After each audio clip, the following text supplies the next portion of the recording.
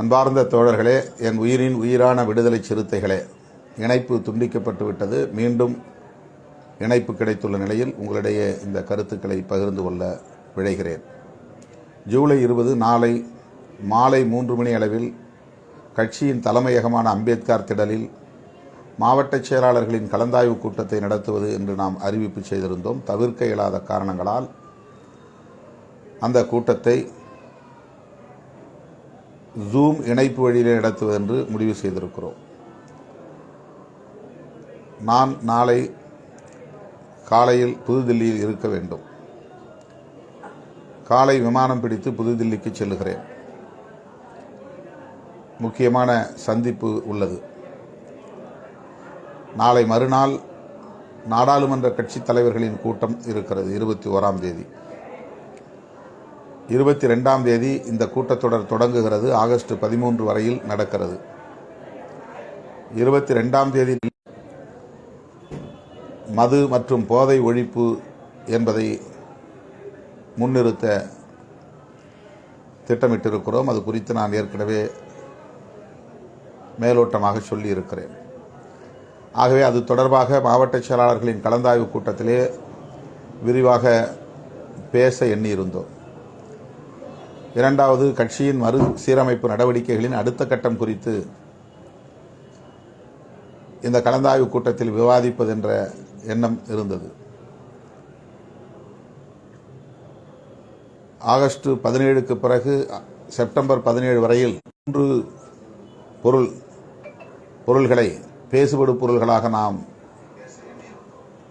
முன்வைத்து இந்த கலந்தாய்வு கூட்டத்தை நடத்த எண்ணியிருந்தோம். நேரடியாக ஒவ்வொருவரின் கருத்தையும் கேட்பதுதான் சாலச் சிறந்தது. ஆனால் தவிர்க்க முடியாத நிலையில் நான் புதுதில்லிக்கு செல்லவிருப்பதனால் இந்த கூட்டத்தை நாளை மாலை 3 மணி அளவில் ஜூம் இணைப்பு வழியாக நடத்த திட்டமிட்டிருக்கிறோம். தோழர்கள் நாளை மாலை 3 மணி அளவில் அவரவர் மாவட்டங்களில் இருந்தவாறே, இல்லங்களில் இருந்தவாறே ஜூம் இணைப்புக்கு வர வேண்டும் என்று நான் அழைப்பு விடுக்கிறேன். இந்த 3 பொருள்கள் குறித்து நாம் பேச இருக்கிறோம். நாளை மறுநாள் 21ஆம் தேதி காலை நாடாளுமன்ற கட்சித் தலைவர்களின் கூட்டம் முடிந்துவிடும். மாலை 3 மணி அளவில் மாநில பொறுப்பாளர்கள், மண்டல பொறுப்பாளர்கள் பங்கேற்கிற ஜூம் இணைப்பு கூட்டத்தை ஜூம் இணைய வழியாக இந்த கலந்தாய்வு கூட்டத்தை நடத்தலாம். அதனை ஒரு அறிவிப்பாக நான் செய்கிறேன். 2 நாள் ஜூம் இணைய வழி கலந்தாய்வு கூட்டம் நடைபெறுகிறது. ஜூலை 20ஆம் தேதி மாவட்ட செயலாளர்கள் மட்டுமே பங்கேற்கிற கலந்தாய்வு கூட்டம். ஜூன் 21ஆம் தேதி அமைப்பு செயலாளர்கள், துணை பொதுச் செயலாளர், மகளிரணி செயலாளர் ஆகியோர் பங்கேற்கிற கலந்தாய்வு கூட்டம். இது ஜூலை 21ஆம் தேதி மாலை 3 மணி அளவில் ஜூம் இணைய வழியாக நடைபெறுகிறது. இதே பொருள்கள் தான் 3 பொருள்களும் பேசுபடு பொருள்களாக எடுத்துக்கொள்ள இருக்கிறோம். ஆகவே அருமை தோழர்கள், நாளை யாரும் சென்னைக்கு புறப்பட்டு வர வேண்டாம். கலந்தாய்வு கூட்டம் இல்லை. நேரிலே தலைமையகத்திலே நடத்துவதாக இருந்த கூட்டம் இணைய வழி கூட்டமாக மாற்றி அமைக்கப்படுகிறது. இந்த தகவலை பகிர்ந்து கொள்கிற அதே வேளையில் இன்னொரு வேண்டுகோளை, அனைவரையும் கைது செய்ய வேண்டும் என்பதுதான் விடுதலை சிறுத்தைகளின் நிலைப்பாடு. அதைத்தான் தொடக்கத்திலிருந்து நாம் வலியுறுத்தி வருகிறோம். புலன் விசாரணையை பொறுத்தவரையில் பகுஜன் சமாஜ் கட்சியின் தேசிய தலைவர் மாயாவதி அம்மையார் அவர்கள் சிபிஐ விசாரணை வேண்டும் என்று கோரினார். அப்போது நான் மேடையில் இருந்தேன். அவர் இந்தியில் பேசினார். என்ன பேசினார் என்று புரிந்து கொள்ள இயலவில்லை. உடன் இருந்த இஸ்லாமிய தோழர் ஒருவரிடத்திலே நான் கேட்டு புரிந்து கொண்டேன். உங்கள் நிலைப்பாடு என்ன என்று கேட்டார்கள். அப்போது நான் அவர்களுக்கு சொன்ன பதில், மாயாவதி அம்மையாருடைய நம்பிக்கைக்கு பாத்திரமாக இருந்த தமிழ்நாடு மாநில தலைவர் கொல்லப்பட்ட நிலையில் அவருடைய வலி எவ்வளவு துயரத்திற்குரியதாக இருக்கும் என்பதை என்னால் உணர முடிகிறது. ஆகவே அவர் தன்னுடைய கட்சியின் மாநில தலைவர் படுகொலை செய்யப்பட்ட நிலையிலே இந்த படுகொலையில் சம்பந்தப்பட்ட யாராக இருந்தாலும், திட்டத்தை வகுத்து கொடுத்தவர்கள் யாராக இருந்தாலும், எந்த கட்சிகளை சார்ந்தவர்களாக இருந்தாலும், தொழிலதிபர்களாக இருந்தாலும் அனைவரும் கைது செய்யப்பட வேண்டும். இதுதான் விடுதலை சிறுத்தைகளின் வேண்டுகோள் தமிழ்நாடு அரசுக்கும் தமிழ்நாடு காவல்துறைக்கும் என்று கூறியிருந்தேன். ஆனால் சமூக ஊடகங்களில் அதை திரித்து செய்தியை வெளியிட்டார்கள். நானும் சிபிஐ விசாரணை கோருவதாக. சிபிஐ விசாரணையை பகுஜன் சமாஜ் கட்சி கோருவது தவறில்லை. அதை நாம் ஒருபோதும் விமர்சன கண்ணோட்டத்தோடு பார்க்க முடியாது. இந்த கொலை தொடர்பாக காவல்துறை மெத்தனமாக இருந்துவிடக்கூடாது. சரண்டரானவர்கள் மட்டுமே குற்றவாளிகள் என்று கருதிவிடக்கூடாது. இதற்கு பின்னால் இருந்து செயல்பட்டவர்கள் பெரிய சக்திகளாகத்தான் இருக்க முடியும். இந்த சம்பவத்திற்கு பல கோடிகள் செலவழிக்கப்பட்டிருக்க வாய்ப்பு இருக்கிறது. அவ்வளவு பெரிய தொகையை இதற்கு செலவு செய்ய யார் பின்னால் இருந்து திட்டம், ஏற்கனவே முதல்வரை சந்திப்பதற்கு பல்வேறு காரணங்களுக்காக இசைவு கேட்டிருந்தோம். தள்ளி போய்கொண்டே இருந்தது. விக்கிரவாண்டி இடைத்தேர்தல் வந்ததாலும், திடுமென ஆம்ஸ்ட்ராங் அவர்கள் படுகொலை செய்யப்பட்டதாலும் உடனடியாக நமக்கு அந்த சந்திப்புக்கான வாய்ப்பு கிட்டவில்லை. தருமபுரி நிகழ்ச்சியை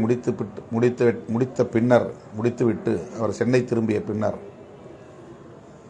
தொடர்பு கொண்டபோது உடனே சந்திப்பதற்கான அனுமதி கிடைத்தது. அப்போது நாம் வேறு சில கோரிக்கை மனுக்களையும், ஏற்கனவே தயாரித்து வைத்திருந்த மனுக்களையும் சமர்ப்பித்தோம். அத்துடன் ஆம்ஸ்ட்ராங் அவர்களின் படுகொலையில் தொடர்புடைய அனைவரையும் கைது செய்ய வேண்டும், புலன் விசாரணை அந்த அளவுக்கு தீவிரமாக நடத்தப்பட வேண்டும் என்பதை வலியுறுத்தி கடிதமாகவும் கொடுத்தோம், நேரிலும் சொன்னோம். ஆனால் சமூக ஊடகங்கள் நம்முடைய நிலைப்பாட்டை நாம் மாற்றிக்கொண்டதைப் போலவும், திமுக அரசுக்கு சாதகமாக நாம் செயல்படுவதைப் போலவும் கருத்தை திரித்து தொடர்ந்து பரப்பிக் கொண்டிருக்கிறார்கள். பாஜகவினரும் பாமகவினரும் சிபிஐ விசாரணை வேண்டும் என்று கேட்கிறார்கள். அது அவர்களது உரிமை. அதற்கு அவர்கள் சொல்லுகிற விளக்கம் தமிழ்நாடு போலீசின் மீது நம்பிக்கை இல்லை என்பதாகும். அவர்களுக்கு தமிழ்நாடு போலீசின் மீது நம்பிக்கை இல்லை என்று சொல்லுவதிலே, அவ்வாறு நம்பிக்கை இல்லாமல் இருப்பதிலே தவறில்லை. அவர்களுக்கு தமிழ்நாடு போலீசின் மீது நம்பிக்கை இல்லை என்கிற போது நாம் சிபிஐ மீது எப்படி நம்பிக்கை கொள்ள முடியும்? சிபிஐ விசாரணையை எப்படி நேர்மையான விசாரணை நடத்தி உண்மையான குற்றவாளிகளை கண்டுபிடித்து விடும் என்று நம்ப முடியும்? ஏற்கனவே பல வழக்குகளில் சிபிஐ தோல்வி அடைந்திருக்கிறது அல்லது கிடப்பில் போட்டிருக்கிறது. பல வழக்குகளை, குறிப்பாக சென்னை உயர்நீதிமன்ற மூத்த வழக்குரைஞர் சங்கரசுப்பு அவர்களின் மகன் கொல்லப்பட்ட வழக்கு பல ஆண்டுகள் ஆகியும், சிபிஐ விசாரணை மேற்கொள்ளப்பட்டு சில ஆண்டுகள் ஆகியும் இன்னும் குற்றவாளிகள் யார் என்று கண்டுபிடிக்கப்படவில்லை. வழக்கு அப்படியே நிலுவையில் கிடக்கிறது. கோகுல்ராஜ் கொலை வழக்கை தொடர்ந்து அதனை விசாரித்துக் கொண்டிருந்த பெண் காவல் அதிகாரி விஷ்ணுபிரியா டிஎஸ்பி தற்கொலை செய்து கொண்டார் என்று செய்திகள் வெளியாகின. அது தற்கொலை இல்லை, தற்கொலைக்கு தூண்டப்பட்டிருக்கிறார், அதற்கு பின்னணியில் பல சதிகள் இருக்கின்றன என்று அவருடைய தந்தை புகார் கொடுத்தார். அதன் அடிப்படையில் அது சிபிஐ விசாரணைக்கு மாற்றப்பட்டது. ஆனால் இதுவரையில் குற்றவாளிகள் யார் என்று கண்டுபிடிக்கப்படவில்லை. அந்த வழக்கு அப்படியே கிடப்பில் போடப்பட்டிருக்கிறது. திமுகவில் மிக வலிமையான அமைச்சர், மூத்த அமைச்சர் KN நேரு அவர்களின் உடன் பிறந்த தம்பி ராமஜெயம் படுகொலை செய்யப்பட்ட வழக்கும் சிபிஐ விசாரணையில் தான் இருக்கிறது. சிபிஐ விசாரணைக்கு எடுத்து சில ஆண்டுகள் ஆகிவிட்டன. ஆனால் இன்னும் அந்த வழக்கிலே குற்றவாளிகளை அவர்களால் கண்டறியப்பட முடியவில்லை. ஆகவே சிபிஐயிடம் ஒப்படைத்து விட்டால் உடனே உண்மையான குற்றவாளிகளை கண்டுபிடித்து விடுவார்கள் என்று நம்புவதற்கு ஏதும் இல்லை. இயக்கத்தின் தொடக்க காலங்களில் நாம் கூட அடிக்கடி மையப்புலனாய்வு விசாரணை கோரி பல ஆர்ப்பாட்டங்களை நடத்தியிருக்கிறோம். மையப்புலனாய்வு விசாரணை நடத்த வேண்டும் என்றால் அதற்கு மாநில அரசின் இசைவு தேவை. மாநில அரசுகள் பொதுவாக தங்கள் காவல்துறையின் மீதான நம்பகத்தன்மை பாதிக்கப்பட்டுவிடும் என்பதால் மையப்புலனாய்வு விசாரணைக்கு ஒப்புக்கொள்ள மாட்டார்கள். மிக மிக உணர்வுபூர்வமான சில வழக்குகள், சென்சிட்டிவ் கேசஸ், அது மாநில அளவில் விவாதிக்கப்படக்கூடிய பெரிய வழக்குகள் நீதிமன்றத்தின் மூலம் ஆணையை பெற்று மாற்றப்பட்டிருக்கிறது. 1-2 வழக்குகள் தான் தமிழ்நாடு அரசு அனுமதி அளித்து சிபிஐ விசாரணை நடத்தப்பட்டிருப்பதாக சொல்லப்படுகிறது. ஆகவே சிபிஐ விசாரணை கோருவது தவறல்ல. ஆனால் கோருகிறவர்கள் வைக்கிற விமர்சனங்கள் என்பதுதான் இங்கே கவனத்திற்குரியதாக இருக்கிறது. அவர்களுக்கு திமுக மீது அல்லது திமுக அரசு மீது விமர்சனங்கள் இருப்பதிலே, விமர்சனங்களை வைப்பதிலே கருத்துரிமை இருக்கிறது, வைக்கலாம். ஆனால் வேண்டுமென்றே திட்டமிட்டே நம்மையும் வம்புக்கு இழுத்து நமக்கு ஏதோ உள்நோக்கம் இருப்பதைப் போலவும், நாம் அரசியல் ஆதாயத்திற்காக திமுகவுக்கு அல்லது திமுக அரசுக்கு ஆதரவாக செயல்படுவதைப் போலவும் திரித்து வதந்திகளை பரப்பிக் கொண்டிருக்கிறது ஒரு கும்பல். அவர்கள் யாருடைய கையாட்கள் என்பது இன்றைக்கு நாடறிந்த உண்மையாக இருக்கிறது. இவ்வாறான நிலையில் அவர்களின் நோக்கம் என்ன என்பதை தயவு கூர்ந்து நாம் புரிந்து கொள்ள வேண்டும். நம்மிடையிலே, நம்முடைய நிலைப்பாட்டிலே எந்த குழப்பமும் கிடையாது. நமக்கு எந்த வேகமாக முடித்து கொண்டு நள்ளிரவுக்கு மேல் நான் சென்னை வந்து சேர்ந்தேன். விடிந்ததும் சென்னை பெருநகரத்தின் காவல் மாநகர ஆணையர், கார்ப்பரேஷனுடைய கமிஷனர் திரு ஐஏஎஸ் ராதாகிருஷ்ணன் ஐஏஎஸ் அவர்களை தொடர்பு கொண்டு கட்சி அலுவலகத்திலேயே அவருடைய உடலை அடக்கம் செய்வதற்கு அனுமதி கோருகிறார்கள், நீங்கள் உதவ வேண்டும் என்று அவரிடத்தில் பேசினேன். அவர் விதிமுறைகளை எனக்கு விளக்கி சொன்னார். அதன் பிறகு நான் நேரடியாக மருத்துவமனைக்கு சென்றேன். அவருடைய திருவுடலை பார்த்து மலருடன் வைத்து வீர வணக்கம் செலுத்தினேன். காவல்துறையினருக்கும் அங்கிருந்த தொண்டர்களுக்கும் இடையிலே இருந்த சலசலப்பை போக்குவதற்கு என்னாலான முயற்சிகளை மேற்கொண்டேன். அவருடைய இடத்தை பொது இடத்திலே பொதுமக்களின் பார்வைக்கு வைக்க வேண்டும் என்பதை அதிகாரிகளோடு தொடர்பு கொண்டு பேசி அதற்கான பெரும் முயற்சிகளை மேற்கொண்டேன். நேரடியாக அந்த பள்ளி வளாகத்தை போய் பார்த்தேன், கட்சி அலுவலகத்தை போய் பார்த்தேன், அவருடைய மனைவியை போய் பார்த்தேன். அவரிடத்திலும் சில கருத்துக்களை பகிர்ந்து கொண்டேன். காவல்துறையினரும் மாநகர ஆணையரும் இதற்கு சட்டப்பூர்வமான அனுமதி வழங்குவதற்கு நெருடல்கள் இருக்கின்றன, தடைகள் இருக்கின்றன என்பதை புரிந்து கொண்டு வழக்கறிஞர் கிருஷ்ணகுமார் அவர்களிடத்திலே நீங்கள் உயர்நீதிமன்றத்தை நாடுவதை தவிர வேறு வழியில்லை என்று நீதிமன்றத்தை நாடுவதற்கும் நான் என்னுடைய ஆலோசனையை கூறினேன். இப்படியெல்லாம் அதிலே நம்முடைய தரப்பிலிருந்து என்ன முயற்சிகளை மேற்கொள்ள முடியுமோ மேற்கொண்டோம். அவ்வளவு கமிட்டடாக, அதிலே ஈடுபாடோடு நாம் நம்மால் ஆன பங்களிப்பை அதில் செய்திருக்கிறோம். ஆனால் சில அரசியல் களத்திலே கூலியை வாங்கிக் கொண்டு சமூக ஊடகங்களில் பேசிக் கொண்டிருக்கிற, அரசியல் அறியாமையில் உழலுகிற அற்பர்கள் ஆம்ஸ்ட்ராங் அவர்களின் படுகொலையையும் தங்களுக்கு சாதகமாக பயன்படுத்தி கொண்டு திமுகவுக்கு எதிராக என்பதை விட விசிகாவுக்கு எதிராக அவதூறுகளை பரப்பும் பணிகளில் ஈடுபட்டு வருகிறார்கள். இதை இயக்கத்தோழர்கள் புரிந்து கொள்ள வேண்டும் என்பதற்காக சொல்லுகிறேன். விடுதலை சிறுத்தைகளுக்கு எதிரான அவதூறுகளை பரப்புகிற நிலையில் நாம் அப்படிப்பட்ட சக்திகள் பங்கேற்கக்கூடிய நிகழ்ச்சிகள் எதிலும் நாம் பங்கேற்கக்கூடாது. ஆம்ஸ்ட்ராங் அவர்களுக்கு வீர வணக்கம் செலுத்துவது அல்லது அந்த படுகொலையை கண்டிப்பது விடுதலை சிறுத்தைகளின் தனி நடவடிக்கையாக இருக்க வேண்டும். யாரோடும் இணைந்து செய்ய வேண்டிய அவசியமில்லை. யாரும் வந்து நம்மை அழைக்கலாம், இணைந்து செய்யலாம் என்று சொல்லி அந்த கூட்டத்திலே, அந்த குழுவிலே வந்து அவர்கள் குழப்பத்தை ஏற்படுத்த வாய்ப்பு இருக்கிறது. அவர்கள் திமுகவுக்கு எதிராக என்ன வேண்டுமானாலும் பேசிக்கொள்ளட்டும், அது திமுக எதிர்கொள்ளும். நமக்கும் அதற்கும் எந்த சம்பந்தமும் இல்லை. ஆனால் எல்லாவற்றிலும் நம்மை இணைத்து இழுத்து வம்புக்கு விமர்சனங்களை செய்கிறார்கள்.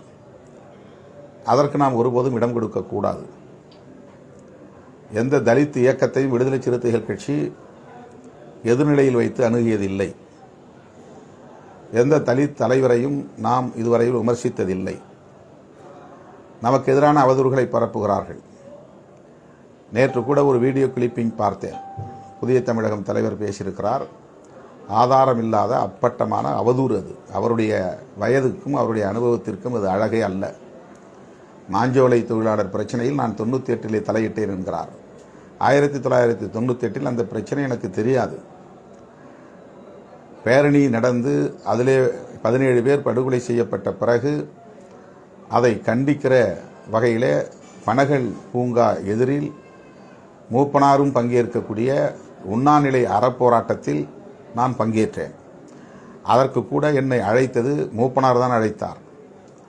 மூப்பனாருடைய தூதுவர்களாக திரு KS அழகிரி அவர்களும் பீட்டர் அல்போன்ஸ் அவர்களும் கோபண்ணா அவர்களும் வந்து என்னை நேரிலே சந்தித்து, இந்த பிரச்சனை நீங்களும் பங்கேற்க வேண்டிய மிக முக்கியமான பிரச்சனை, மூப்பனார் வந்து உங்களை அழைத்து வர சொன்னார் என்று சொன்ன நிலையில்தான் நான் அந்த நிகழ்ச்சியிலேயே போய் பங்கேற்கக்கூடிய ஒரு வாய்ப்பு அமைந்தது.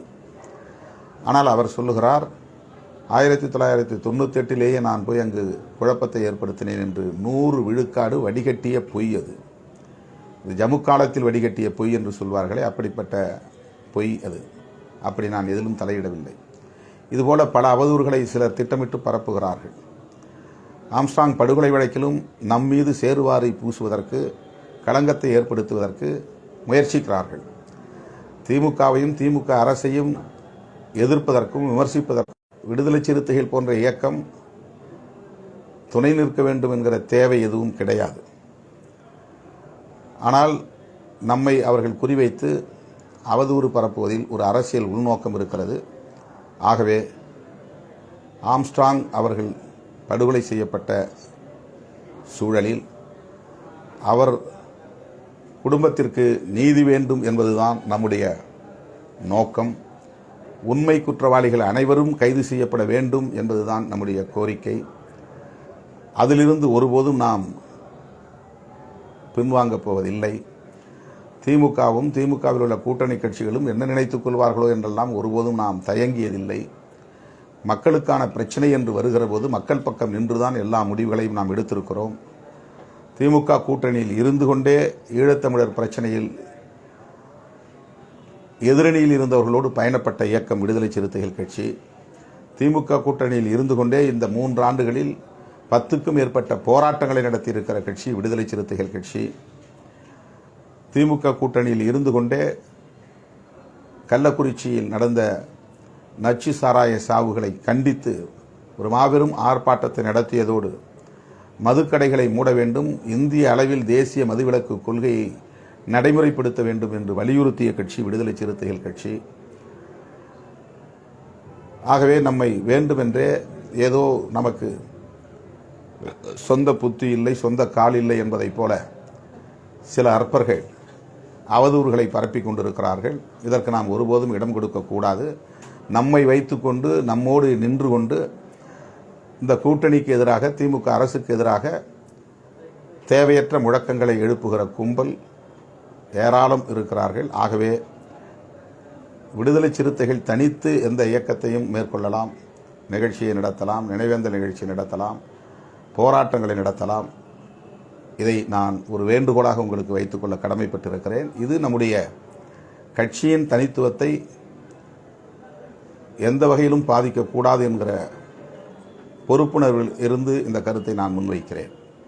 ஆகவே விடுதலை சிறுத்தைகளுக்கான தனித்துவத்தை கட்டி காப்பாற்றுவதற்குரிய வகையில் கவனமாக இருக்க வேண்டும் என்பதை ஒரு வேண்டுகோளாக வைத்து